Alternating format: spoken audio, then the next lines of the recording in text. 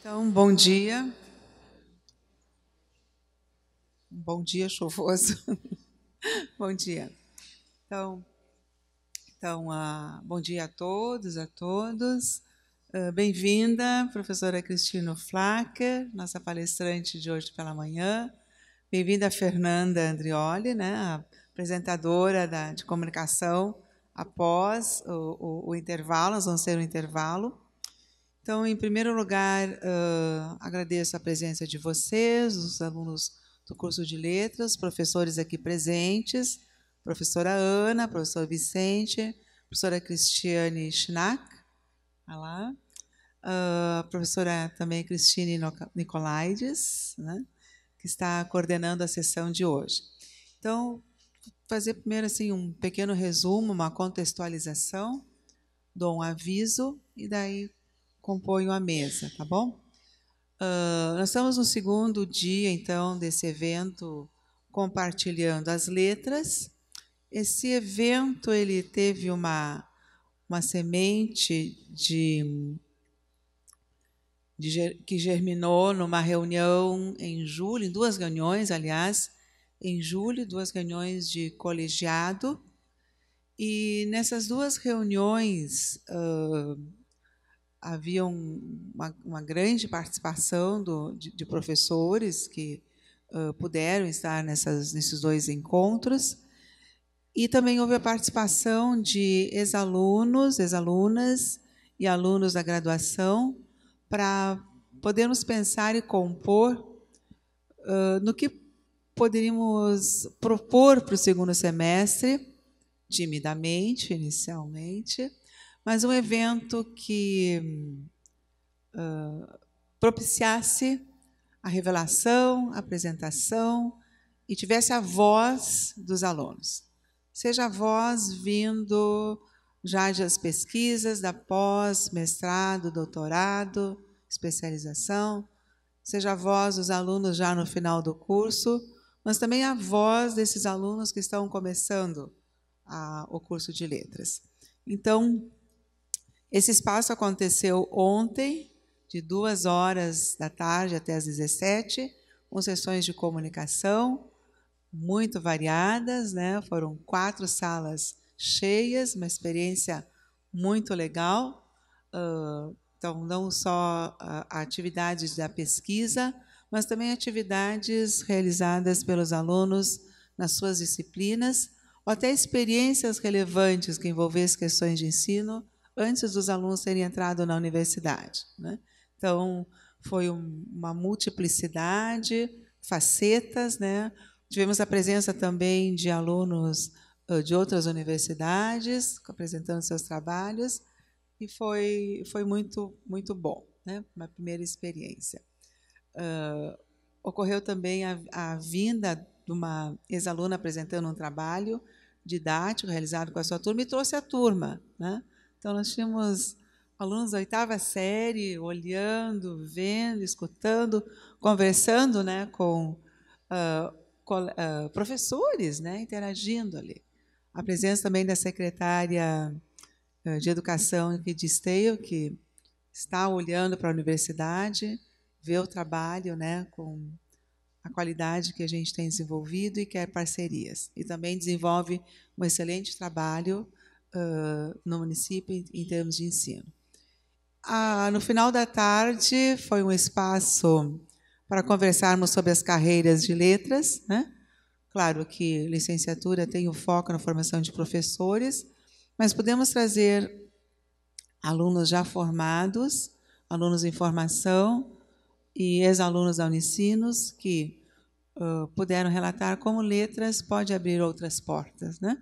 Então, seja na revisão de textos, seja atuando numa área de especificidade como uma empresa que interage, né, com seus consumidores, os seus clientes, e como os conhecimentos e a apropriação que letras da linguagem têm modificado até o modo como a empresa tem organizado a sua comunicação com seus clientes, né? Então, isso foi muito interessante, muito bom. A noite foi a Noite dos Talentos, o sarau. Quem esteve presente ontem, vou ver ontem à noite quem esteve, né? Então, tivemos realmente os talentos de Leide, né? Alunos cantando, mostrando suas performances em dança, né? Declamando seus textos autorais, poesia, relatando como é escrever um romance, por que se quer fazer um romance, e várias experiências muito interessantes, porque esse era o espaço, né? Temos toda a propriedade da pesquisa, né? Os talentos na área da investigação, mas temos outros talentos também, né? Que estão nessa formação de vocês como pessoas. E hoje, então, nós temos prevista essa palestra, né? A professora Cristina Flacker aceitou falar sobre questões de multilinguismo, bilinguismo, que isso afeta a questão da docência, e vai nos apresentar esse tema. Nós vamos fazer um intervalo. Eu estou pleiteando um cafezinho ali no Fratello, que a gente tem às 10 ou 10h05, a gente pode organizar o tempo. Em seguida, a Fernanda, né, vai apresentar também o que ela tem desenvolvido nas pesquisas, na área de fala e interação. Então, nós vamos ter 2 momentos, né, começando pela nossa convidada e seguindo, então, após o café. Eu convido, então, a Cristina e a professora Cristine. Tenho a Cristina e a Cristine. A professora Cristine Nicolaides vai conduzir a mesa, tá bom? E no momento em que estejamos ouvindo, vou passar, assim, discretamente a ata de hoje pela manhã. Tá? Quem não se inscreveu pode se inscrever. E, sim, as horas de hoje, como atividade complementar, valem concomitante às horas de aula. Tá? Então, é uma escolha que vocês estão fazendo vir para a palestra, tá bom? Também não implica necessariamente falta de vocês. Então, é a última informação que eu tenho. Então, obrigada a vocês, um bom trabalho, eu vou ficar na assistência, tá? Obrigada, Regina. Bom dia. Estão todos me ouvindo? Funciona? Bom dia a todos e a todas, nessa manhã chuvosa. Vamos tentar fazer uma manhã alegre, no meio de tanta chuva. Não é? Eu quero iniciar, eu sou Cristine Nicolaides, então, e eu vou continuar com um título que eu adquiri, que eu ainda tenho direito, que é a nova professora do PPG de Linguística Aplicada.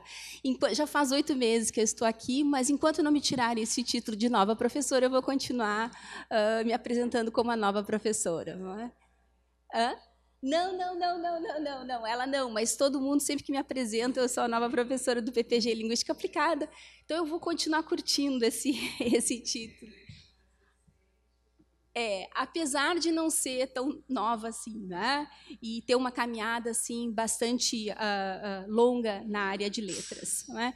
Então, é um prazer estar aqui. Né? Esse é o primeiro evento, assim, digamos assim, mais formal, mais oficial, no qual eu estou coordenando.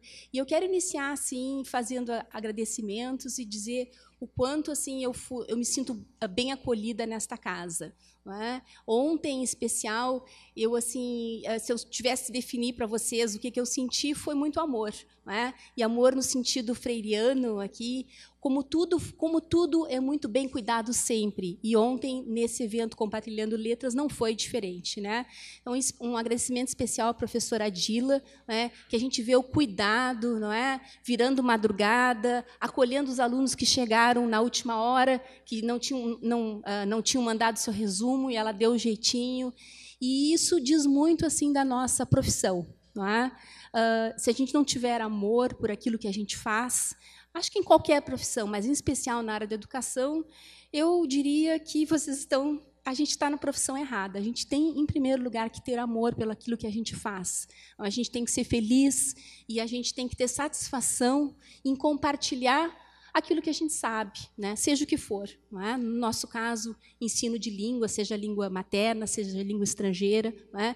E eu não quero, em absoluto, dizer com esse discurso de que nós não devemos ser valorizados por aquilo que fazemos. Nós somos profissionais, sim, não é? E devemos ter o devido valor na sociedade como professores e como pesquisadores.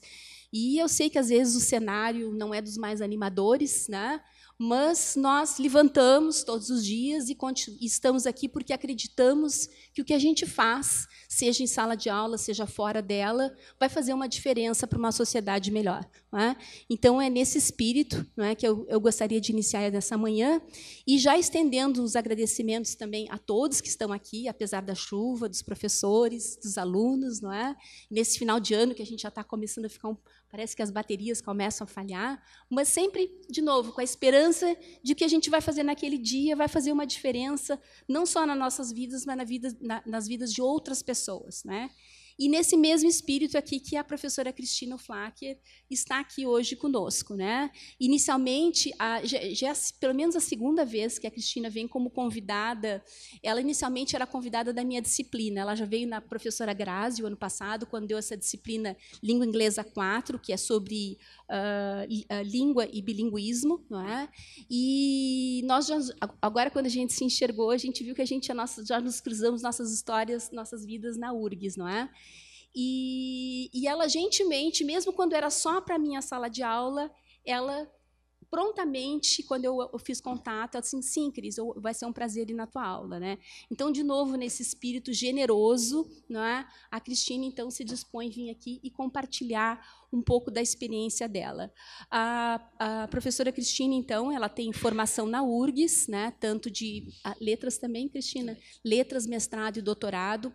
Aliás, essa é outra relação muito gostosa que a gente tem com a nossa, posso dizer assim, universidade amiga, irmã. Eu aqui já nesse semestre, já é a terceira vez que eu recebo uma pessoa da URGS, e eles sempre, gentilmente, estão dispostos a vir para bancas, para conversar em sala de aula. Então, essa parceria é muito boa, Cristina, vocês também contem sempre com a gente. Tá? Eu também estive na URGS na semana passada, também tenho minha formação, meu doutorado na URGS, então, esse compartilhamento é todo muito bom. Então, a Cristina, aqui eu tenho alguns alunos. Quem já fez essa disciplina de Língua Inglesa 4, que é sobre língua e bilinguismo? Ótimo. Tá. Então, todos já conversaram bastante sobre bilinguismo, não é? A gente costuma ver aspectos, tanto nessa disciplina de bilinguismo, tanto aspectos cognitivos, de um viés mais cognitivo, mas também se vê também sobre de um viés social, né? Nós tivemos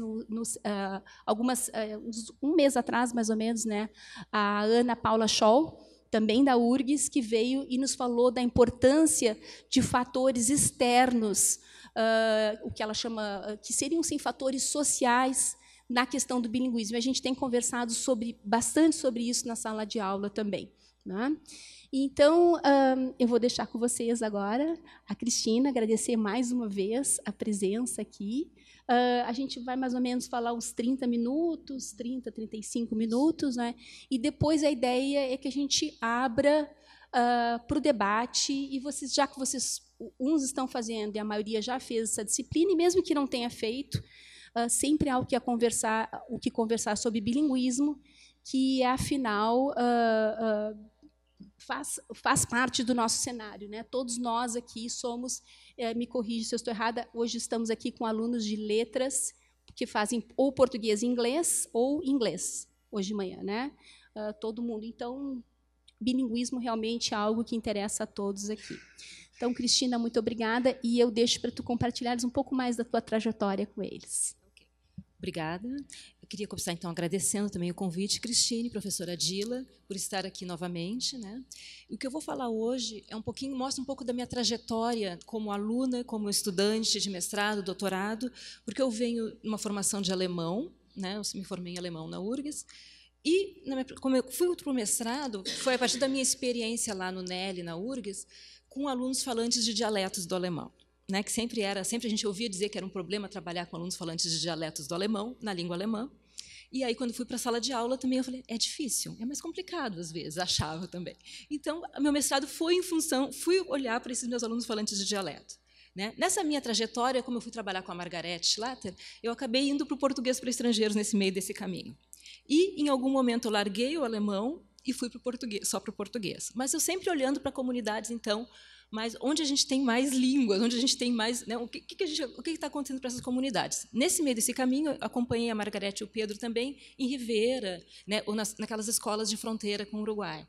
Né? Então, lá também, então, é isso que eu trago hoje para a gente, é um pouquinho do alemão e um pouquinho dessas comunidades de fronteira lá do Uruguai, para a gente pensar nesse plurilinguismo, né, que é a língua em uso nessas comunidades, né, como isso acontece e como isso vem para a sala de aula. Né, o que a gente pode pensar em sala de aula em contextos, né, em que circulam mais línguas, né, e também pensando um pouco, talvez até para nós mesmos, em português, quantas línguas circulam, quantos portugueses circulam nas nossas escolas, né? Que de certa forma dá para a gente pensar e que pode também ajudar, acho que a pensar no inglês para vocês, que quem vai para a escola, o que eu vou encontrar, que inglês é esse, o que circula de inglês aí por aí, né? E aí como é que a gente vai resgatar esse inglês que está por aí, que é nosso também, inglês língua franca de certa forma. Então para a gente pensar um pouquinho, né? E vamos ver depois, né, peço as colaborações de vocês no final para a gente conversar um pouco mais. Tá? Deixa eu ver, passo aqui. Então, os objetivos dessa fala, num primeiro momento, descrever 2 contextos, né, de ensino de 2 línguas inseridas em turmas, num contexto de bilinguismo comunitário e escolar. Tá?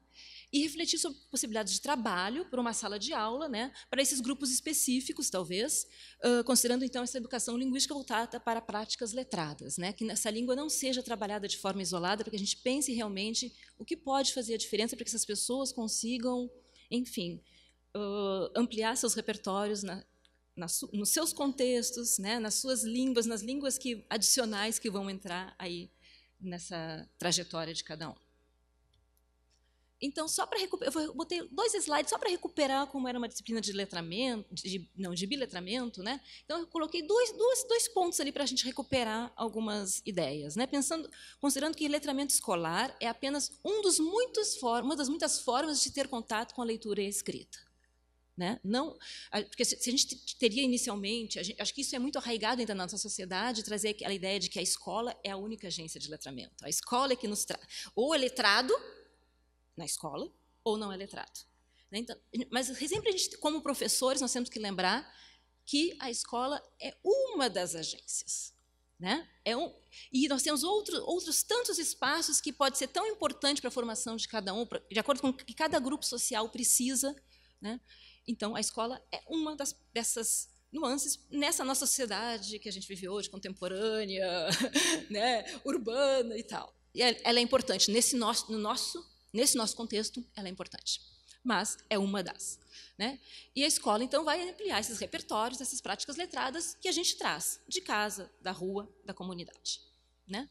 E a nossa visão, pensando nós como professores, a nossa visão de letramento afeta diretamente o que nós entendemos por aprender e ensinar. Né? Se cada um tem a sua história pessoal trazida de casa, né? A gente não pode dizer, esse é letrado, esse não é. Que práticas aquelas pessoas têm, porque em cada grupo tem práticas diferentes letradas. Né? Isso acho que vocês já viram um pouco na disciplina, mas cada grupo tem diferentes práticas letradas. A gente tem que considerar, então, que muitas vezes, ou que aí a gente entraria no fracasso escolar, que talvez, né? Que muitas vezes aquele aluno que fracassa na aula não é porque não tem letramento. Não, ele tem outras práticas que talvez não são parecidas com a que a escola nos traz. Né? E a gente talvez tentar entender um pouco mais o contexto do nosso aluno para conseguir também convidá-lo a conhecer novas práticas. Tá? Então, ali seria o fracasso, pensando que o fracasso escolar, quando a escola privilegia somente estratégias estandardizadas e estratificadas, né? Não reconhecendo, então, como válido esses outros conhecimentos, essas outras práticas de letramento oral e plural que a gente pode ter nos diferentes grupos sociais. E algumas questões bem rápidas de biletramento também, né, que refere-se a qualquer comunicação escrita que envolva 2 ou mais línguas, bom, e considerando a questão de contínuo, que nos interessa aqui, já que eu vou trazer agora grupos minoritários nos meus exemplos aqui, né, nessa questão de contínuo, né, que a gente tem num contínuo um ponto mais privilegiado, que são, então, aquela língua que a gente, enfim, que a sociedade reconhece como, né, se a gente pensar em português, como o bom português, como aquela que a gente reconhece como aquela, né, e aquelas práticas, não só a língua, como as práticas relacionadas àquela língua, como aquelas outras práticas que a gente reconhece como daquelas comunidades talvez mais humildes, né, que não têm tanto acesso à escola, então, talvez, naqueles outros grupos. Então, mas que a gente tem que ter 2 contínuos nessas línguas, né, e que a gente tem que olhar também para aquela menos privilegiada, né? Para dar voz também aos que não estão favorecidos nesse contínuo, né, valorizado na sociedade. Né?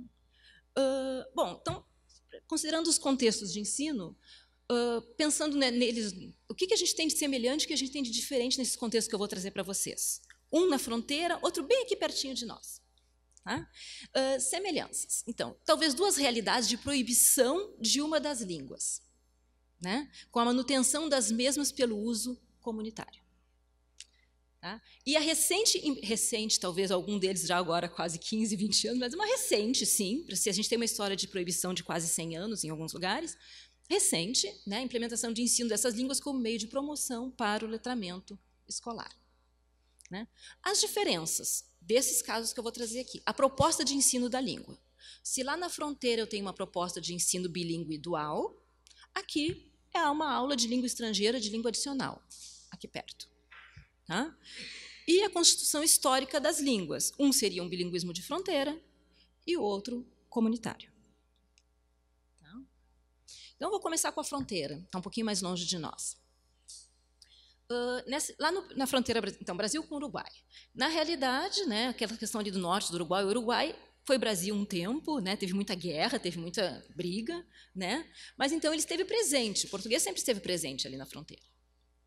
Né? No entanto, depois de guerras, depois de brigas, inclusive com o Brasil, né, em 1877 torna-se obrigatório o ensino de espanhol no Uruguai, né, e condena-se o uso de outras línguas de outros grupos étnicos minoritários, entre eles o português.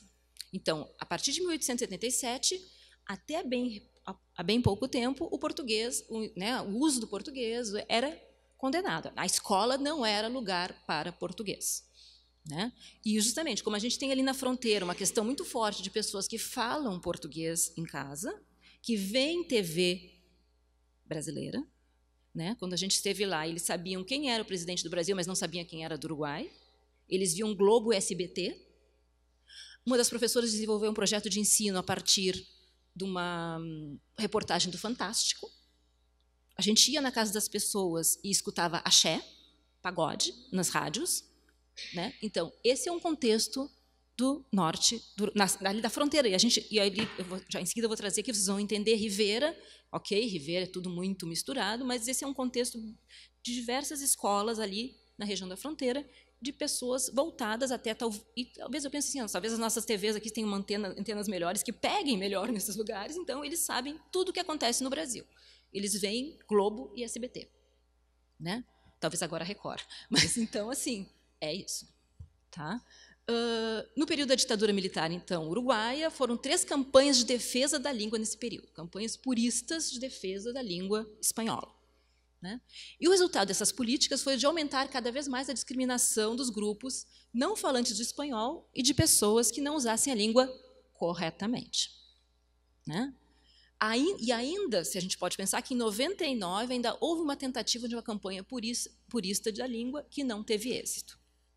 No entanto, né, a partir do Mercosul, o Uruguai teve que pensar, bom, agora nós vamos ter que colocar português nas escolas. Né? E, então, eles estabeleceram o ensino de português. Então, realmente, é um passado muito... Dentro de mais de 100 anos de proibição e de rejeição, é um passado muito recente de implementação de português nas escolas uruguaias. Né? Só para a gente entender... nessa escola que eu trago aqui, essas escolas com bilinguismo dual na fronteira, elas são escolas de periferia, porque, na realidade, o português foi implementado nas escolas urbanas, normalmente, como uma aula uma vez por semana, 2 vezes por semana, e isso não é problema. O que acontecia na periferia? As crianças falavam só português. Né? Então, eles pensaram em, para esses lugares, uma escola de turno integral, de tempo completo, né? perdoem meu espanhol, ele é portunhol, né? Mas é uma escola de tempo completo em que as crianças estudam num turno em português, no outro turno em espanhol, todas as disciplinas, né? E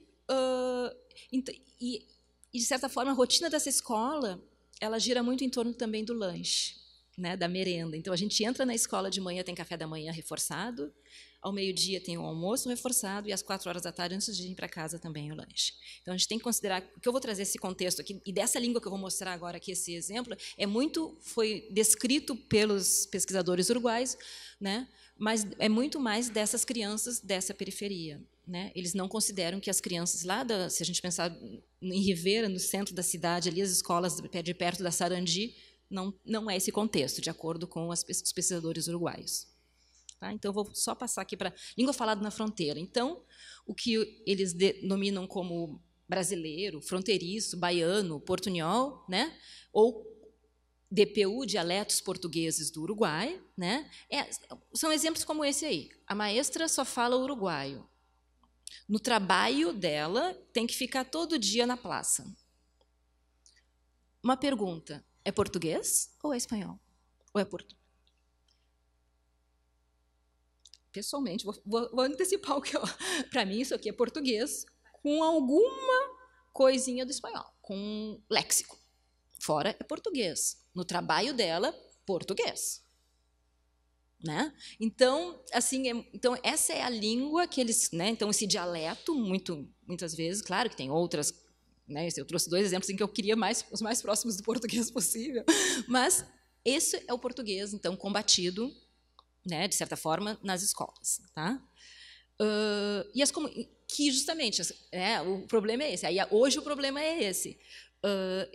O português deles não é o português que a gente tem idealizado como português, então, que eles deveriam falar. Se eles falam português, que falem português correto. Né? E a comunidade da fronteira não possui, então, elas possuíam 2 motivos para serem discriminadas. Falavam uma língua que não era espanhol, na opinião, enfim, dos pesquisadores, e usavam português, que consistia nessa mescla. Então, só para situar, eu acho que a gente sabe, mas eu gosto sempre de trazer um mapinha, porque eu apresentei alguma coisa assim lá no Rio, e eu levei mapa para as pessoas se situarem, entenderem onde estamos, né? Então, ali na fronteira, Rivera, acho que todos aqui conhecem, mas Rivera a gente atravessa a rua e está no exterior, né? Então, eu só trouxe assim uma... Então, essa escola de Rivera, tá? Essa escola de turno completo, de tempo completo aí. Nos anos 2000, então, ele introduziu esse ensino bilíngue dual de espanhol e português nas escolas públicas do Uruguai. Né? E agora eu procurei, agora há pouco tempo na internet, eles estão, em Rivera, por exemplo, numa comunidade italiana, eles estão com o ensino de português, italiano e espanhol. Uma escola nova de tempo completo que abriu agora em 2018, por aí. Então, é bem interessante que eles continuam com essa ideia de acolher a língua das comunidades. Né? Então, como funciona esse ensino bilíngue dual?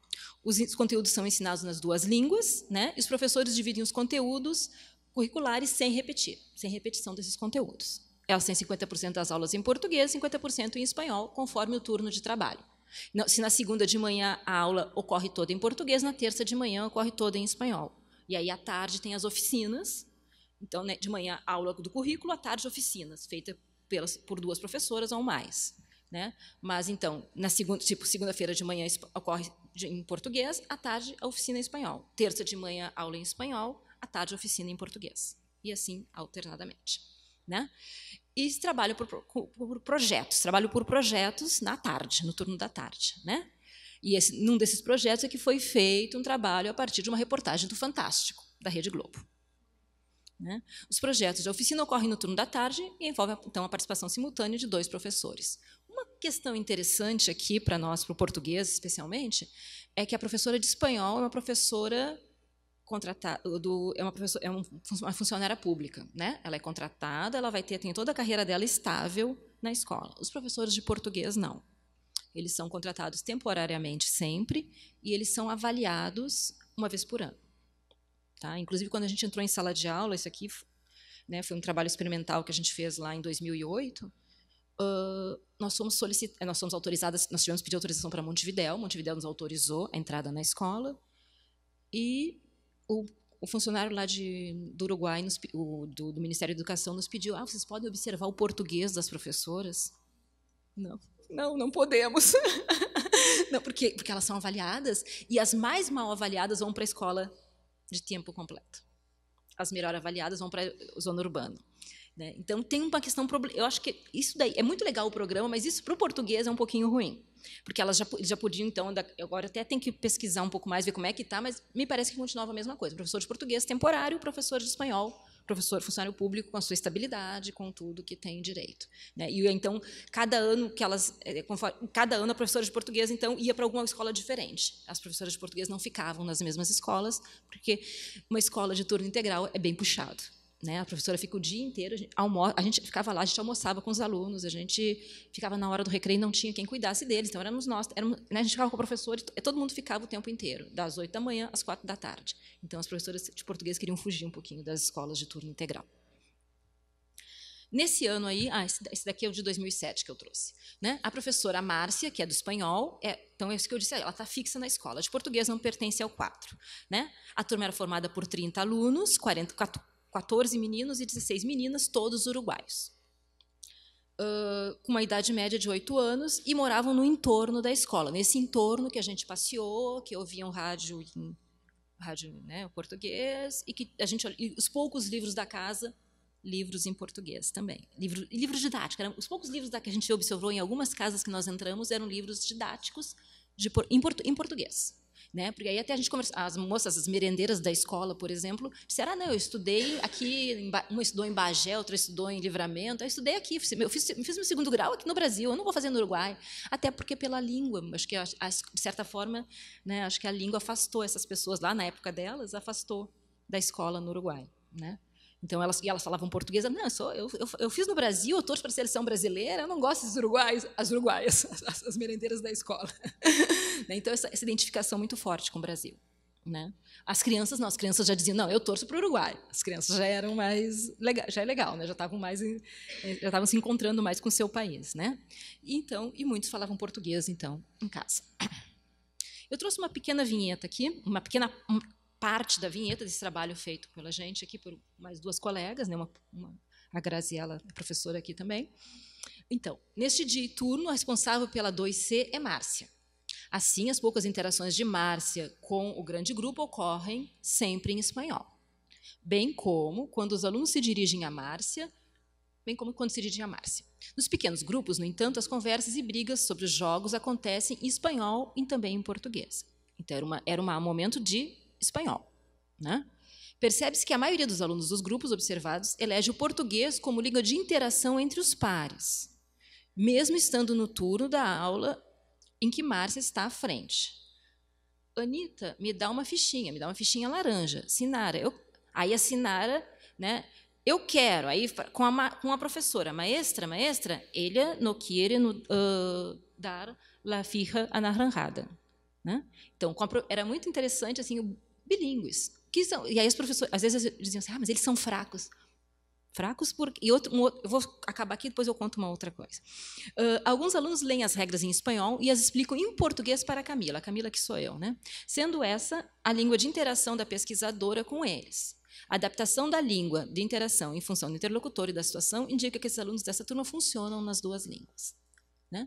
Um outro momento da aula, uma das meninas, dos meninos, queriam ir ao banheiro. Aí chegou na porta da sala: professora, posso ir ao banheiro? A professora não respondeu. Professora, posso ir ao banheiro? 3 vezes. Aí, na 4ª vez: maestra, posso ir ao banho? Pode. Aí ela foi. A professora em nenhum momento respondeu. E aí mas a criança, assim, super, né? Ela se deu conta, porque ela estava ali muito em português com os pares, aí foi para o banheiro. E o banheiro é uma necessidade. Eu acho que eu já deixaria na primeira vez. Criança de 8 anos, pede para ir no banheiro, vai. Mas a professora insistiu e ela foi na 3ª vez, no 3º pedido, que aí a professora olhou para ela, né? E aí, quando veio em espanhol, aí a professora: pode ir. Né? Mas então é assim, eles funcionam nas 2 línguas, eles sabem quem são os interlocutores deles e com quem eles têm que falar. Né? De certa forma, eles vão adaptando. E comigo, eles me explicavam tudo em português. Né? Eu falava o tempo inteiro em português com eles, e aí tudo que acontecia, eles me olhavam e me explicavam em português. Né? Então, no cotidiano, as comunidades de fronteira sempre conviveram, né? De certa forma, eu também trabalhei acho que em 2012, 2013, eu trabalhei numa formação de professores dessas escolas interculturais de fronteira. Aqui fui com o Pedro Garcês, ali da URGS, e mais um pessoal, a gente foi para Jaguarão. E aí essas professoras dizendo, como é difícil esse programa, eu não sei se vocês conhecem o programa das escolas interculturais de fronteira, que era um programa que tinha do governo brasileiro com os demais países aqui do Mercosul na fronteira, né? Ele foi promovido pelo IPOL por um longo tempo, que um professor daqui da fronteira ia para o Uruguai, para a Argentina, para o Paraguai, uma vez por semana, e o professor de lá vinha para cá uma vez por semana. Então, a aula de português lá era esse professor brasileiro que ia para lá, a aula de espanhol aqui era o professor que vinha para cá. E é um programa muito bonito, mas ele bem complicado na prática, porque essas professoras tinham que sair das suas aulas, sair do seu, né, de certa forma, da sua zona de conforto. E, por exemplo, a brasileira que ia lá vestida assim, normal, não era reconhecida como professora lá, porque lá eles usam jaleco. Né? A Uruguai, a Argentina chegava aqui no Brasil e ela enfrentava aquelas turmas e elas ficavam enlouquecidas, porque as crianças lá no Uruguai também, entrava a diretora na sala, todo mundo levantava. Né? Bom dia, né? E aí sentavam. Então, aquela questão de levantar e sentar e tal, e que no Brasil a gente entrou a diretora, a gente nem viu que entrou a diretora. Né? Então, assim, era bem confuso, e nessa formação que eu trabalhei ali em Jaguarão, essas professoras diziam, é difícil, é complicado. Aí deu um intervalo, a gente foi conversar. Metade da turma era casada com uruguaio, das professoras. Era assim, a família era toda misturada. Uns moravam em Rio Branco, ali do outro lado, outros... Era tudo misturado. Mas, na hora da sala de aula, como aquilo era difícil, como elas reclamavam e falavam assim, é difícil, não dá para trabalhar, e não sei o que mais e tal. Então, assim, como que a gente consegue conviver tão bem no dia a dia, e aí, quando vai para a questão da escola, como era difícil culturalmente, como elas relataram problemas, como era complicado lidar com aquilo ali. Né?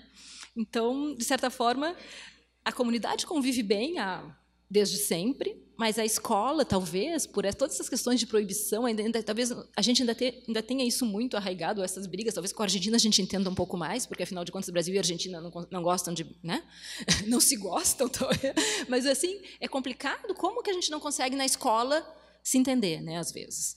Então, o mesmo não acontecia na principal agência de letramento, a escola. Né? A inserção do ensino de português nessa escola contribui para a construção, então, de uma nova escola, que passa a reconhecer a situação de fronteira, legitimando a língua e cultura da comunidade. No entanto, o português falado pelo aluno nem sempre é reconhecido como ensinado na escola. Uma realidade bem próxima da nossa, como eu disse antes, com relação ao português na escola aqui. Né? E também, essa escola bilíngue, a gente espera que ela funcione toda em português e espanhol. E, de certa forma, ainda toda a parte burocrática, toda a parte oficial da escola acontecia somente em espanhol. O português era na sala de aula. Então, a gente ainda não tinha realmente um contexto bilíngue, e talvez isso, de certa forma, coloque ainda o português como uma língua segunda mesmo. Né? Mas essa aqui era a realidade. Bom, então, agora vou passar para o outro contexto de imigração, muito próximo de nós, aqui, bem pertinho aqui de São Leopoldo. Né? Mas, então, para a gente entender um pouquinho esse contexto de imigração, né, o movimento migratório, a partir do século XVIII, os migrantes alemães, vindo especialmente aqui no Rio Grande do Sul, Santa Catarina, Paraná e Espírito Santo. Né? As políticas de imigração, ela privilegiou, então, determinadas etnias, né, e colocou-as num ambiente específico, que é a zona rural. Né? E essa população, por exemplo, eu tenho mais contato com o alemão mesmo, essas populações pediram escolas para as províncias, né, para os governos. Né? E não foi dada essa escola. Né? Nunca o governo brasileiro mandou, vão lá, entrem nessas picadas, a gente um dia vai mandar a escola, só que nunca mandaram. Então, essas comunidades alemãs se organizaram, né, com escolas como eles conheciam e como eles podiam, com escolas em alemão. De certa forma, então, a gente ficou aí por quase 100 anos, né, com escolas funcionando em alemão. E, inclusive, num trabalho de uma colega lá da UFRJ, a Patrícia Almeida, ela mostra que os primeiros livros didáticos de português para estrangeiros são das colônias alemãs. E aqui, então, ela remonta aqui para o pessoal aqui de São Leopoldo e tal, mas os primeiros livros didáticos de português para estrangeiros no Brasil foram feitos pelas colônias dos imigrantes. Né? Então, os livros eles eram em alemão com aulas de português. É bem interessante de se ver. Né? Então, e o alemão foi a língua da escola até meados da década de 30. Então, a gente tem aí a imigração alemã mais ou menos de 1824 até, então, 100 anos de novo, né, que o alemão foi a língua dessas comunidades. Quando a ameaça nazista, então, levou à proibição do ensino da língua alemã na década de 30 e a proibição total da língua alemã em 1942, com a entrada do Brasil na Segunda Guerra Mundial. Inclusive com queima de livros, assim, foi bem forte. Eu acho que o pessoal, quem é daqui mais da região, deve saber que foi bem pesado, né, com a restrição do alemão. Tá? Então, e o alemão então se manteve somente em uso comunitário. De certa forma, isso fez com que a língua fosse cada vez mais se afastando, né, de uma língua mais que tivesse acesso a livros, que tivesse acesso a uma cultura letrada em alemão, e essa foi uma língua então se tornou mais de uso oral, né? Se os livros foram queimados, eu tinha que esconder o livro de alemão, né? Então se manteve no uso comunitário, tá? E essa então proibição confere ao alemão uma descaracterização social, que estigmatiza o seu falante, né, e o coloca como então como uma língua de colono. E isso é muito interessante quando eu dava aula de alemão, porque eu perguntava quem é que fala alemão de casa. Muitos não diziam. Então, assim, não, eu só falo aquela língua ruim, né? Eles nunca diziam assim, eu falo alemão, eu falo dialeto, eu falo, né, para depois dizer, não, primeiro eu falo aquela língua ruim. E não, meu alemão é aquele lá. Alemão eu não falo. Né? Então, eu acho que isso tem até hoje. Quando a gente chega em sala de aula de alemão, nos primeiros níveis, as pessoas sempre falam, não, meu alemão não é bom. Né? E a gente, né, de certa forma, se a gente pensar hoje, mas pô, que legal falar alemão, tu consegue fazer tanta coisa hoje com uma Alemanha moderna, com, né, um intercâmbio com essa, mas a gente me parece que ainda com esses pequenos grupos a gente ainda não tem esse resgate de que, né, que isso pode ser um poder para essas pessoas, de poder saber alemão e poder usar esse alemão de algumas maneiras. Né? Então, só para situar, minha pesquisa ficou pequenininho ali. Né? É aqui pertinho, em Voti, né? Eu fiz numa escola municipal de Voti, e, então, nós estamos bem perto. Então, isso aqui foi minha pesquisa de doutorado, né? Num 4º ano de uma escola municipal de Voti. O ensino de alemão, né, começou em Voti em 2005, no projeto piloto, e depois, em 2006, ela foi estendendo para as turmas conforme as turmas fossem progredindo. Né? Em 2010, quando eu entrei em sala de aula, o 4º ano observado era composto por 21 alunos, 8 meninas e 13 meninos, entre 9 e 10 anos. A maioria morava perto da escola e ia a pé. Alguns usavam um ônibus escolar da prefeitura e poucos chegavam de carro. O que eu observei em sala de aula é que os meninos tornavam público seu conhecimento prévio de alemão. Dialogando com outras pesquisas da área, como o da Neiva Jung, por exemplo, também mostra que os meninos trazem seus traços identitários de alemão para a sala de aula. Né? As meninas não. Né? Os meninos que se mostravam mais, que faziam questão de mostrar o seu conhecimento, né? Por meio de atitudes e do uso da língua.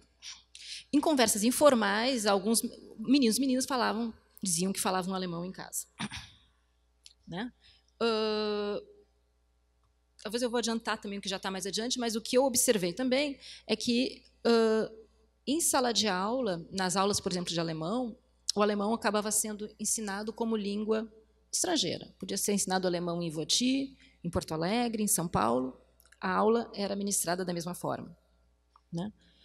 Então, com itens linguísticos isolados, né? E sem resgatar, talvez porque eu tentei pegar níveis iniciais e eles não me deram. Falaram, não, pega um nível mais avançado. Eu queria pegar 1º ano na escola. E a escola me deu o 4º ano. Porque disseram, não, ali já está melhor a coisa. Então, eu não sei se lá no 1º ano se eu veria, por exemplo, né, mais alemão e tal. Mas ali no 4º ano, o que eu vi de alemão foi muito mais no pátio, da senhora da merenda também brigando com as crianças em alemão, deles contando alguma coisa, um joguinho em alemão, só. Né? Fora isso, o alemão, ali naquela turma, para mim, era mais como língua estrangeira, quase. Né? A gente não resgatava tanto as questões de sala de aula. Né? Então, nesse contexto, o português é ensinado como língua materna, desconsiderando as experiências prévias dos alunos, e no 4º ano, todas as crianças conseguem dar conta das aulas em português, né? Embora o alemão apareça espontaneamente, como eu disse, fora da sala de aula.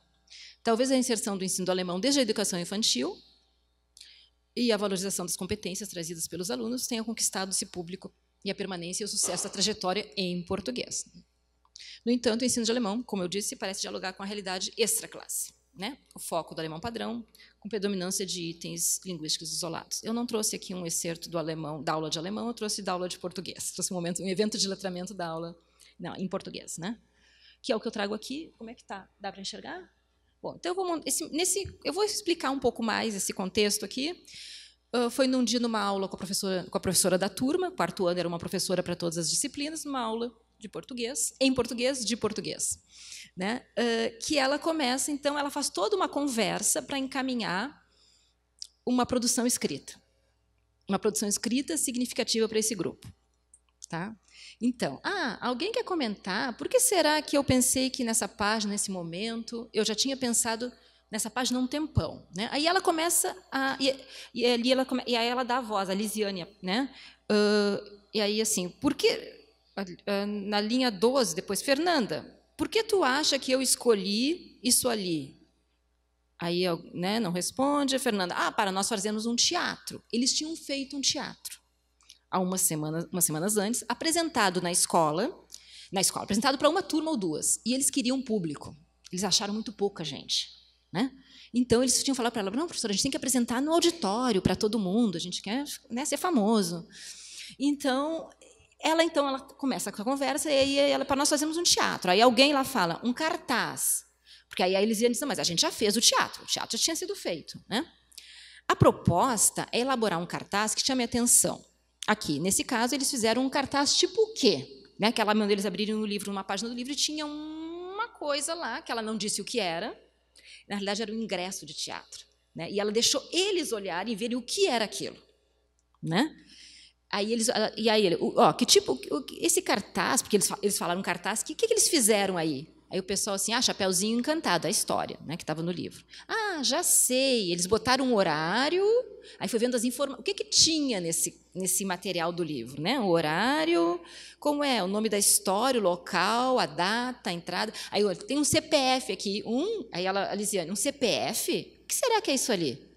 Né? É o número da cadeira, alguém descobriu. Então, eles foram descobrindo o que era aquilo que estava para encaminhar o que viria depois. Né? Aí, depois, ela vai... Eu não trouxe o resto aqui, mas é isso que eles fizeram, né, que está embaixo ali, que foram criativos, e o próprio cartaz que eles fizeram parecia um ingresso. Bom, então, ela encaminha isso para pedir para que eles façam um cartaz. Aí ela diz, então, vocês queriam um público, eu reservei o auditório para o dia tal de tal, e nós vamos, então, divulgar a nossa peça de teatro na escola, e vocês vão fazer essa produção. E vocês vão fazer um cartaz para divulgar essa peça de vocês.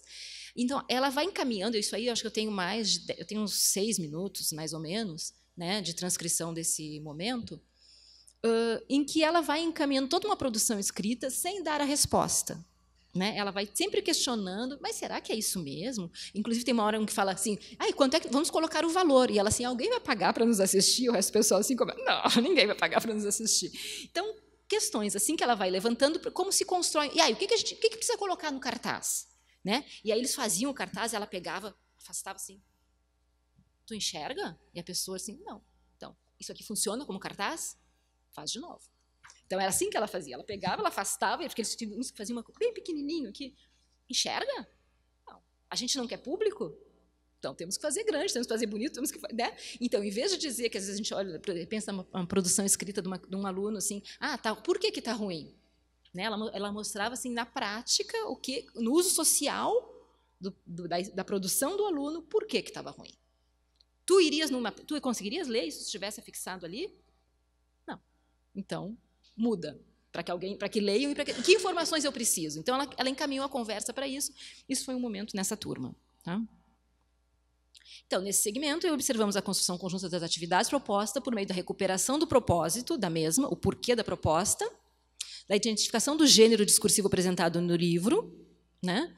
A construção da proposta escrita, evento anterior, que justifica a proposta e tal, e com informações aceitáveis, local, momento da divulgação, fazer o quê, para quem, produzido por quem, com que propósito. Desafios. Como ampliar o repertório linguístico e cultural, nem sempre disponíveis, né, em casa, sem apagar ou desvalorizar o saber dos alunos. E se eu trouxe um momento de português, como eu disse para vocês, me incomodava um pouco o momento de alemão, por exemplo, ser língua isolada. me incomodava muito ser cores em alemão. Eu acho que em Voti eu posso ir além das cores em alemão. Eu acho que... Então, eu sempre me questionei muito nessa trajetória, porque não era assim... Eu sabia que eu tinha um profissional excelente ali trabalhando com os alunos, mas que estava muito preocupada só com a língua padrão. Né? Em vez de ou, por exemplo, no ano anterior, ainda que eu estava nessa sala de aula, música de Natal foi trabalhar com uma musiquinha de um livro didático. 3 estrofes. Música de alemão, música de Natal em alemão é o que mais tem. Vamos cantar alguma coisa para eles poderem circular por aí cantando essa música, né? Não precisa ser higienizado o alemão para esse grupo, né? Mas então nesse sentido, né? Sempre me incomodaram um pouquinho as aulas de alemão. Como fazer reconhecer que as línguas de casa, da escola, da comunidade estão no cotidiano dos alunos e ampliar a participação social dos educandos a partir da própria comunidade. O que pode ser feito? Aqui não é receita de bolo, mas algumas coisas que a gente sempre pensa, e, enfim, eu vou trazer algumas ideias e aí eu coloco para a gente pensar juntos. Tá? Nos contextos em que uma das variedades linguísticas é estigmatizada, ao invés de coibir, a gente tem que fazer uma passagem gradual e comparativa. Eu acho que uma das coisas é sempre resgatar. E como é que tu fala? E como é que tu faz em casa? É parecido, porque muitas vezes vai ser parecido, muitas vezes vai ser... Né? Como é que faz? Então, esse trabalho contrastivo, lidar com as dificuldades linguísticas, e isso, para quem trabalha com português para estrangeiros, é bem interessante para quem trabalha com falantes de espanhol. Né? Porque também é um desafio para a gente, quando trabalha com falantes de espanhol, os professores, não quero falante de espanhol, porque sempre eles ficam no espanhol no final do semestre. Né? E propor situações reais de uso para as mesmas, né, com o intuito de desenvolver a capacidade de usar as diferentes variedades linguísticas nas diversas situações cotidianas. Assim, o aluno não se sentirá pressionado e poderá ampliar o repertório linguístico e cultural. Então, propor talvez unidade didática que aproveite o conhecimento prévio, como eu disse antes, né, e aproveitar material autêntico que circule na região, nas mídias, nas redes sociais. Isso eu acho que para qualquer língua, para qualquer... A gente hoje, quem trabalha com inglês, muito mais fácil até, né, que está aí, está na nossa frente o inglês. Né? Revisão de tarefas pedagógicas e de seus objetivos, né? Pensando em tarefas que contribuam para o uso social da linguagem, né? Em qualquer estágio de aprendizagem. Não é porque eu estou no início, não é porque é um aluno iniciante que eu vou trabalhar só com itens linguísticos isolados. Mas o que é possível fazer com o meu conhecimento básico? O que é possível fazer com o meu conhecimento um pouquinho mais avançado? O que é possível fazer naquele momento e que eu posso usar para a vida? Né? Que eu poderia usar aí fora. Nos 2 contextos, é possível usar as línguas que circulam na comunidade para a construção das atividades em sala de aula. Além da elaboração de material didático específico, para públicos específicos. Né? O trabalho por projetos também pode ser relevante. Então, talvez contação de histórias, como montagem teatral, elaboração de páginas na internet, né? Eventos, né? Como jogos, gincanas, tal, exposições, seminários. Né? E aqui uma questão para a gente refletir, talvez juntos, né? Também, no local, então, para cada um de vocês pensar. No local onde eu atuo, quem não está em sala de aula, onde eu estudei, né, na minha formação, né, que práticas letradas são privilegiadas dentro e fora da escola? Elas incluem mais de uma língua ou variedade linguística? Posso dizer que é uma comunidade monolíngue de onde eu venho? Ou de onde eu atuo? Por quê? Como a língua de meu interesse circula na comunidade ou entre os alunos? O ensino dialoga com a comunidade? De que maneira? E talvez a gente possa pensar num perfil, daí, quem quer, né, o que eu posso falar da minha realidade, enfim, em princípio é isso, aí eu trago para a gente discutir um pouco. Tá?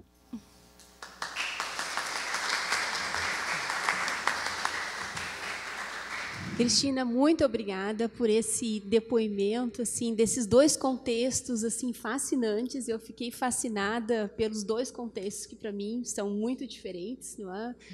E apesar de toda a minha trajetória como professora de língua adicional, não é? E enquanto o pessoal pensa um pouquinho sobre essas questões que estão aqui, ou outras que vocês queiram também dirigir à professora, né? Eu quero dizer assim que eu imagino que isso deve ser muito inspirador para eles que estão ali sentados ainda em formação, porque também vislumbra novos caminhos do que vocês podem fazer como profissionais de letras, não é? Porque eu acredito que quando a gente entra para letras, a gente entra meio assim, ou porque eu gosto de português, ou porque eu gosto de inglês, e a gente pensa só na sala de aula, que com certeza é um caminho também é uma possibilidade, mas há outras, essa como a Cristina está de pesquisadora, né? Então, vocês imaginem o que deve ser, né? Quanto tempo vocês ficaram lá em Rivera, por exemplo? Em Rivera, eu fiquei acho que umas 3 semanas só. Tá? Então, vocês mergulharem nesse contexto como pesquisadores, ficarem 3 semanas aprendendo sobre um contexto tão diferente, né? E, especificamente sobre esse contexto de Rivera, né? O que eu queria te perguntar, enquanto eles pensam em outras questões, aí é o seguinte: nós estamos num momento, assim, no Brasil, não é? Eu posso dizer que é quase uma febre de implementação de escolas bilíngues, né? E, infelizmente, para variar, as coisas são feitas de formas muito atrapalhadas, né? Não são feitas realmente chamando especialistas, né? Chamando quem, afinal, pessoas como tu que estudaram, né? E como podemos fazer isso de forma que ela seja bem-sucedida, né? Então, eu tenho visto de tudo, né? Ou as pessoas simplesmente se dizem bilíngue, colocam um cartaz lá no dia, ou não sei se é pior, mas importam métodos, né, que muitas vezes não servem para a nossa realidade, métodos da Inglaterra, dos Estados Unidos, de onde estou falando especificamente do inglês, e que aí acabam não servindo e não funcionando, e as pessoas depois, mas como assim? Importei e não vem, né? Então, desse tempo que tu estiveste em Rivera, né, e até também nessa escola aqui em Ivoti, perdão, né? O que nós podemos, em linhas bastante gerais, o que nós podemos aprender de lição como como profissionais que queremos escolas bilíngues, não só em inglês, mas quem sabe, em várias línguas, né? O que nós podemos aprender dessas experiências, tanto de positivo como negativo? Talvez seja uma pergunta assim bastante complexa, mas assim para a gente pensar aqui. Sim, né? Vou tentar levantar algumas questões, né? Eu vejo, talvez pelo inglês também, começar pelo inglês pela minha experiência como aluna, mas eu acho que uma das coisas que me chama muita atenção nos dois contextos é não idealizar a língua-alvo. A gente não dá para idealizar a língua-alvo de jeito nenhum, né? Porque me parece que tanto lá em Rivera, por exemplo, a gente era o modelo, né?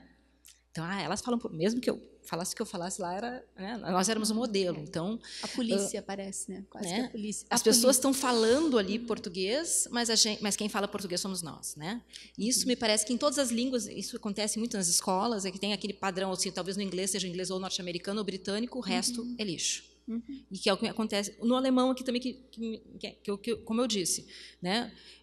Aquele alemão assim que parecia tão descolado da realidade daquelas crianças e de repente eles saíam da sala e falavam alemão com a avó o tempo inteiro, né? E por que essa língua não está ali também na sala de aula? Não é que a gente vá ratificar e só ensinar o dialeto, mas a gente tem que trazer ele também para mostrar que não é distante dessa maneira. Não é distante, é tudo muito próximo, é só uma variedade que, por algum momento, em algum momento histórico, uma parte foi valorizada e a outra não. Mas a gente, como professor, a gente tem que entender isso, para a gente não ratificar essas crenças, esses preconceitos, né? Que eu acho que isso assim, é bem forte para a gente pensar nisso, né? E talvez aí, justamente, olhando para essa realidade, a gente consegue ver que diferença essa língua vai fazer na realidade desse meu aluno. Então, buscar essa língua que circula para o inglês, né? Como eu disse, o inglês eu acho que é mais fácil de trabalhar, não sei, mas porque está aí, está na mídia, está em tudo que a gente circula, o inglês está aí, muito mais forte, né? Então, por que não? Porque eu acho que também muitas vezes que a gente fala o inglês de escola não dá certo, muitas vezes, né? Mas a gente tem que mostrar que esse inglês está aí, que eu estou usando, que eu estou lendo essa língua, né?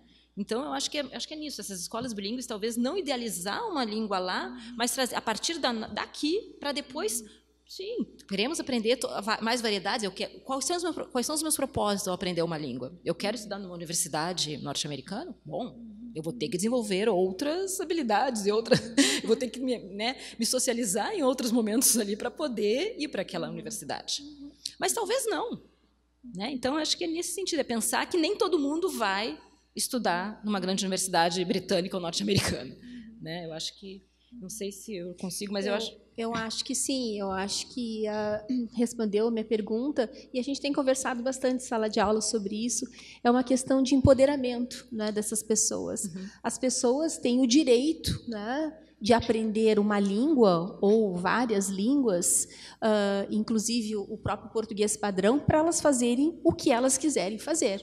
Né? Quer dizer, se elas quiserem... A ambição delas for estudar numa universidade norte-americana, né? Então a escola deveria oferecer, ou a universidade, condições para isso, né? Mas as pessoas podem querer usar a língua para outras coisas, né? Para o seu entretenimento, para namorar, né? Para ler simplesmente, a gente não precisa, a gente tem falado bastante sobre isso, o conceito do o que é ser bilíngue, né? E eu acho que todos que fizeram essa disciplina devem ter mudado bastante o seu conceito do que é ser bilíngue, ou plurilíngue, né? O principal é a gente poder fazer essas escolhas, né? Eu queria dirigir agora um pouquinho passar a bola para vocês, porque esse momento aqui é de vocês, não é? Então, é uma oportunidade de fazer perguntas para uma pessoa assim, uma pesquisadora, não é? Não sei se vocês já pensaram nessa possibilidade também de atuarem como pesquisadores, se já estão atuando na graduação, talvez, em iniciação científica com pesquisa. Como é que vocês se sentem em relação a essas questões aqui que a Cristina está colocando?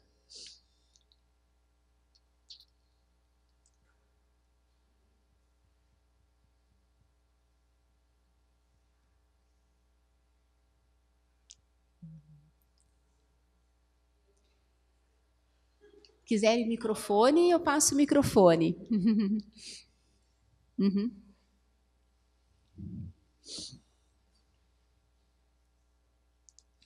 Em relação a essas perguntas que a professora colocou aqui, tem alguma aqui que vocês...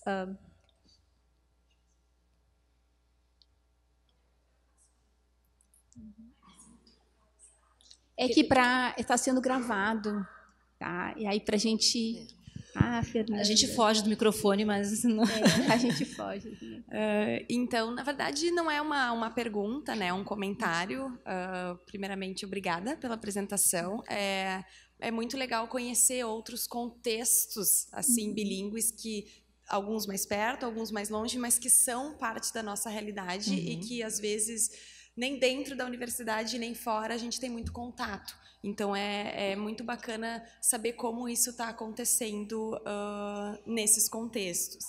Eu dou aula numa escola que tem um currículo bilíngue focado na língua inglesa, e uma questão que eu tenho realmente assim é porque nós temos muito essa ideia de que, né, o inglês está aí, o inglês a gente tem contato sempre, o inglês, mas eu noto que na verdade assim, para muitos alunos a parte da produção em língua inglesa não está presente fora da sala de aula, né? Então, a gente, eles assistem filmes dublados muitas vezes, eles assistem séries dubladas, eles escutam música por entretenimento, né? Não necessariamente por, né, nesse foco de aprendizagem, saber o que está sendo cantado, e eles não produzem língua inglesa na vida aqui, né? Pensando na nossa região onde a gente vive.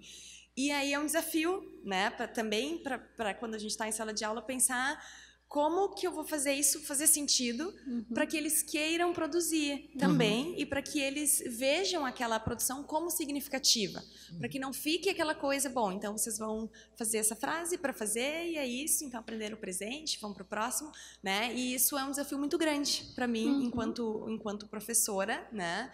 E é uma coisa que nós precisamos também desenvolver com as escolas e com as comunidades em que esse ensino bilíngue está, né, crescendo, como a própria professora trouxe. A gente vê cada dia na internet, na rua, panfletos, tudo está virando bilíngue hoje em dia. Mas e na nossa comunidade, né, e na nossa vida real, assim, na vida aí fora? O quanto que o inglês realmente... E eu penso no inglês porque eu acho que aqui na região, pelo menos, é o foco das escolas bilíngues, do que eu conheço, é a língua inglesa, né? Então, o quanto realmente é importante ter esse trabalho com as escolas, com os professores, com diretores, com toda a equipe, para que se entenda a importância de trazer para a sala de aula atividades que sejam realmente significativas, né? E que façam com que esse aluno queira produzir. Então, na verdade, é um agradecimento pela tua apresentação e realmente um comentário sobre o que eu noto enquanto professora também nesse contexto. Uma coisa, acho que é bem relevante, tu falou uma coisa que a gente tem tentado fazer nos últimos tempos, que eu tenho conversado com as minhas colegas que estão na universidade e tal, é tentar fazer assim, como a gente está com muita imigração agora e com essa movimentação toda, a gente consegue fazer com que um ajude o outro, né? Então, o pessoal na FRJ me disseram que eles estão fazendo isso, estão fazendo com que os alunos estrangeiros se correspondam com os brasileiros que estão aprendendo a língua deles. Isso está dando certo, e eles estão, inclusive, agora meio que apadrinharam, cada um apadrinhou o seu estrangeiro, e eles estão ajudando em um monte de coisa. Então, talvez agora, como a gente tem todo esse movimento, talvez isso seja um momento de aproveitar, né? Mas realmente é complicado. Agora, o que eu falo do inglês que está presente é porque, por exemplo, o alemão, talvez assim, o Leopoldo esteja um pouco mais presente, mas o alemão não está. Em Porto Alegre não está. Né? Então, eu sempre digo, o alemão a gente não consegue achar na rua, assim. O inglês a gente consegue. Pelo menos alguma coisa entra, né? Produção realmente não, mas realmente é complicado fazer isso se tornar significativo para produzir. Interessante esse contraste entre o ensino do alemão e do inglês, né? Porque, ao mesmo tempo que o inglês é uma língua prestigiada, como a Fernanda diz, né? A gente tem a impressão que, às vezes, a gente quase que tem que pedir licença, né? Porque muitas vezes a gente é vista como pregando a cultura do outro, né? Como se o inglês fosse diretamente ligado, por exemplo, a valores culturais, identitários, estritamente norte-americanos, né? Então, uma coisa fica ligada com a outra, né? Então, quando a gente consegue, por exemplo, nessa minha turminha, né, que a gente tem aqui, em inglês, assim, a gente fala inglês porque isso é o que nos conecta, é uma coisa muito gostosa isso, né? É uma coisa, e vem assim de uma forma muito natural. Estava comentando, às vezes eu saio do intervalo, eu volto e eles estão falando inglês porque é aquilo que une aquela comunidade de prática, não é? E não necessariamente tem a ver com uma cultura A, B ou C, não é? De novo, a gente fala inglês porque é algo que nos conecta, é algo que nos dá prazer, né? É algo que dá acesso a várias outras fontes que normalmente nós não teríamos. Simples assim. O que cada um vai fazer com isso, né? E do alemão, infelizmente, e eu vejo a luta de vários colegas, como o Cleo lá na URGS, assim, a luta, né? Porque parece que há um apagamento identitário assim da língua muito forte por todas as razões históricas. Então, a luta assim ainda é muito maior, não é? Mas eu acho que o fato da gente estar aqui discutindo essas questões já é um grande passo, Cristina. Então, assim, eu te agradeço muito por trazer essa tua experiência como pesquisadora e também como professora. Eu espero que tu não ressabies, que tu continues vindo aqui, seja nas aulas de língua inglesa 4, mas em outros eventos como esse, não é? E agradecer a todos também pela presença. Não sei se mais alguém tem algum comentário, alguma... Ah, tem ainda? Então, vamos lá. Bom dia, professora. Obrigado pela sua fala. Obrigado por vir também nesse dia chuvoso aqui, tempestuoso, né, que não larga o estado. Eu queria só saber uma questão. Você deu o exemplo na escola de Voti, em que o português parecia ser bastante contextualizado, né, em relação às práticas mesmo da professora. O exemplo foi bem interessante. Mas em relação ao alemão, já que ele parecia ser ensinado de uma forma mais descontextualizada, qual era a reação ou a recepção dos alunos? Eles também pareciam vê-lo como uma língua totalmente estrangeira? Que impressão você tinha deles? Me parece que assim isso é construído, que a aula de alemão é aquilo ali. Né? Então, assim, não que eles... Isso é muito mais... Sou eu dizendo, né? Não é muito... Eles participavam das atividades, mas, como eu disse, por exemplo, os meninos... Ela fazia muitos jogos e tal. Então, os meninos tentavam falar alemão, mostrar que falavam alemão durante os jogos, né? Até talvez por competição, para ganhar os jogos. Mas assim, era sempre... Vamos aprender hoje as cores em alemão. Vamos aprender os números em alemão. E em que isso diferencia uma aula dada em São Paulo, de alemão? Nada. Assim... Podia acontecer em qualquer lugar, né? Na China, as cores, né? Mas nesse sentido, itens linguísticos isolados. Agora, eu tenho a impressão que isso é o que é construído. Justamente, eu queria ter entrado lá no comecinho, e quando eu fui negociar com a escola, elas disseram assim, não, ali ainda tem muita criança que fala dialeto. E eu assim, é isso que eu quero. Eu quero, por favor. Mas elas não me falaram, não, vai para porque eu comecei no 3º ano, e aí 4º ano, né? Eu acompanhei a mesma turma. Então, assim, não me foi dada entrada para esse... Eu queria lá para os pequenininhos mesmo, para ver como é que eles chegavam na escola. Mas a escola disse que não, porque ainda tinha falante de dialeto. Até depois, em algum outro momento, eu falei com um aluno meu, que era da região, que disse, não, professora, tinha que ter ido para uma região mais rural, estava numa parte muito urbana, tinha que ter ido para uma escola mais rural, que não tinha como escapar disso, para a gente ver como é que funcionava isso. Né? Então, eu acho que sim, eu acho que o alemão foi construído dessa maneira na escola. Me parece que ninguém questionava, não, mas sim, não tinha uma... Né? Acho que, por parte deles, me parece que eles estavam ali, aquilo ali era o que era feito, né? E eles nem falavam assim, em casa eu falo assim, já não acontecia mais isso também. Né? Mas isso aí já eram 4 anos de ensino mais formal e mais os anos de pré-escola, que tinha alemão. Então, talvez isso já foi construído de uma maneira que chegou no 4º ano e estava vencido. Alemão é isso, me parece. Né? Acho que 2010 foi a Copa do Mundo, né? Então teve Copa do Mundo, teve coisa assim. Mas eles, sabe assim, não recuperava nada. Podia trabalhar lá, assim, alguma coisa. Eu não entendo muito de futebol, mas podia trabalhar com alguma coisa, pelo menos eu sei em alemão. Podia trabalhar com algumas questões, nada, porque estavam super interessados em tudo aquilo. Né? Mas eles não me parece que as crianças tivessem, claro, mas nem demonstrasse que não tinha nada a ver com o alemão deles, porque não entrava em questão. Isso não era questão. O alemão deles realmente não é da escola. Não. Tanto que os xingamentos não apareciam em sala de aula e apareciam no pátio. Né? Então, eu entendo que sala de aula não é lugar para xingamento. E se o xingamento em alemão é no pátio. Podia ser xingamento em alemão. Mais algum comentário, alguma pergunta? Aqui? Carol. Pode ser. Bom dia, Carol. Bom dia. Eu só, agora com o comentário do professor, eu fiquei com a dúvida se a senhora acha que teve alguma perca daquilo que as crianças trazem da comunidade, de pequenininho, quando entram na escola, com essa restrição do ensino do alemão da continuidade do ensino. Eu acho que tem. Porque, inclusive, eu sempre disse, mas por que não chega em aula falando alemão? Se pode, nesse contexto. Para ter essa evolução. Nesse contexto, pode. Né? Então, me parece que sempre que o alemão porque a aula é conduzida em português. Uhum. Né? Eu não sei, mas eu imagino que poderia ter chegado a ser conduzida muito mais em alemão. Né? É um contexto que daria, que se isso tivesse sido construído desde o início, eu acho que tem perda, sim. Bom dia. Ai, que estranho falar no microfone, né? A gente sempre estranha a nossa voz. Primeiro, eu queria parabenizar. Achei muito interessante todas as tuas pesquisas e contribuições.